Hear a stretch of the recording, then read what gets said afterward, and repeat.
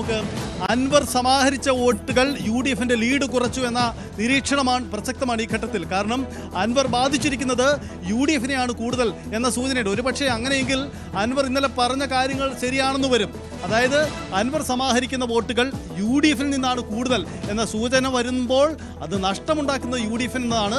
ഒരുപക്ഷെ ഈ വഴിക്കടവിന്റെ ആദ്യ റൗണ്ടിൽ കാണുന്ന ഈ സൂചനകൾ ഇനി അങ്ങോട്ടേക്ക് നീണ്ടു നിന്നാൽ മറ്റൊന്നായി മാറുമോ എന്ന സാധ്യതയുണ്ട്. അതൊരു പ്രധാനപ്പെട്ടതാണ്.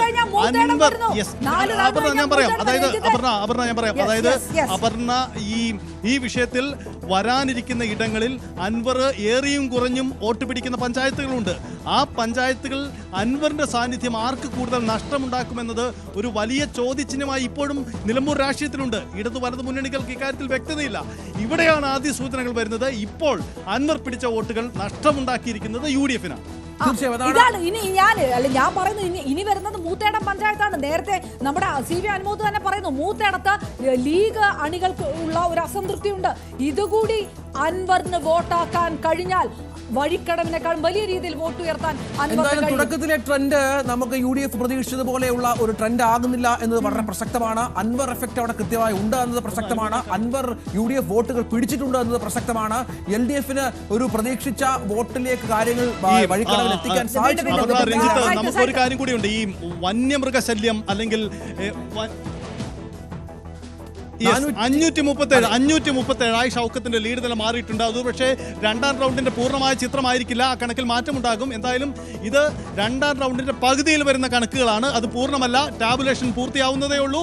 രണ്ടാം റൗണ്ട് കംപ്ലീറ്റ് ചെയ്യാൻ പോകുന്നതേ ഉള്ളൂ. പക്ഷേ അവിടെ ലീഡ് നില UDFന് ഉയരുന്നുണ്ട് എന്നതാണ്. നമുക്ക് അല്പസമയത്തിനുള്ളിൽ തന്നെ ഈ രണ്ടാം റൗണ്ടിന്റെ പൂർണ്ണമായ ചിത്രം വരാം. ഞാൻ നേരത്തെ സൂചിപ്പിച്ചത് ഈ വന്യമൃഗശല്യം രൂക്ഷമായ മേഖലകളിൽ അൻവറിന്റെ മുന്നേറ്റം ഉണ്ടായിട്ടുണ്ട്. ആ വാർഡുകളിൽ മുന്നേറ്റം ഉണ്ടായിട്ടുണ്ട്.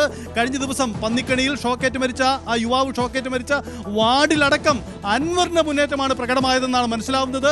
അങ്ങനെയെങ്കിൽ അത് നൽകുന്ന സൂചനകൾ അൻവർ ഉയർത്തിയ വിഷയങ്ങൾ അവിടെ ബാധിച്ചു എന്ന് തന്നെയാണ്. അതിന്റെ കൃത്യമായൊരു ചിത്രമായി അത് മാറുമോ? വഴിക്കടവിന്റെ മാത്രം ട്രെൻഡാണോ? മറ്റു പഞ്ചായത്തുകളിലേക്ക് ഇത് എങ്ങനെ ബാധിക്കുമെന്ന ചോദ്യം കൂടിയുണ്ട്. നമുക്ക് കാത്തിരിക്കണം. രണ്ടാം റൗണ്ട് എന്ത് പറയുമെന്ന ചോദ്യം പ്രസക്തമാണ്. പകുതിയാകുമ്പോൾ 537 എന്ന ലീഡിൽ ആര്യാടൻ ഷൗക്കത്ത് UDF സ്ഥാനാർത്ഥി നിൽക്കുന്നു. ഈ ലീഡല്ല UDF പ്രതീക്ഷിച്ചിരിക്കുന്നത്.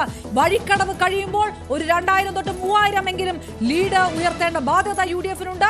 ഇനിയുള്ള പഞ്ചായത്തുകളിൽ 4 റൗണ്ടുകൾ ബാക്കിയുണ്ട്. വഴിക്കടവിലെ അപർണ നമ്മളതോട് കാത്തിരുന്ന് കാണണം. മാത്രമാണ് ഇനി 2, 3, 4 റൗണ്ട് ഉണ്ട്. എന്തായാലും അൻവർ കേരള രാഷ്ട്രീയത്തിൽ അവഗണിക്കാനാകാത്ത ഒരു ശക്തിയായി മാറുമോ എന്നുകൂടി തെളിയിക്കപ്പെടുന്ന ഒരു തെരഞ്ഞെടുപ്പാണിത്. തുടക്കത്തിൽ 1500 വോട്ടുകൾ ആദ്യ റൗണ്ടിൽ നേടിയെന്നത് ചെറിയ കാര്യമല്ല. BJP സ്ഥാനാർത്ഥിക്ക് 400 വോട്ടുകൾ മാത്രമാണ് ലഭ്യമായത്. മൂന്നാമത് അൻവർ ഉണ്ട്. ഇപ്പോൾ 380ലേക്ക് ആര്യാടൻ ഷൗക്കത്തിന്റെ ഭൂരിപക്ഷം. സൂചന ഷൗക്കത്തിന് ആദ്യ റൗണ്ടിന്റെ ലീഡ് രണ്ടാം നിലയിലേക്ക് വന്നിട്ടില്ല എന്നുള്ളതാണ്. രണ്ടാം റൗണ്ടിൽ അവിടെ